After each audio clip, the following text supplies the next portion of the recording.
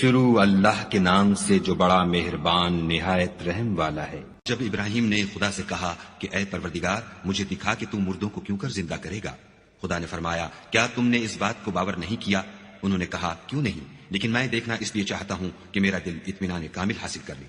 खुदा ने फरमाया कि 4 जानवर पकड़कर अपने पास मंगा लो और टुकड़े टुकड़े करा दो, फिर उनका एक एक टुकड़ा हर एक पहाड़ पर रख दो, फिर उनको बुलाओ तो वो तुम्हारे पास दौड़ते चले आएंगे।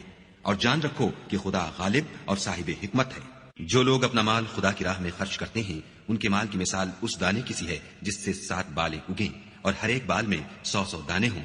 और खुदा जिसके माल को चाहता है ज्यादा करता है, वो बड़ी कशाइश वाला और सब कुछ जानने वाला है। जो लोग अपना माल खुदा के रास्ते में सर्फ करते हैं, फिर उसके बाद न उस खर्च का किसी पर एहसान रखते हैं और न किसी को तकलीफ देते हैं, उनका सिला उनके परवरदिगार के पास तैयार है।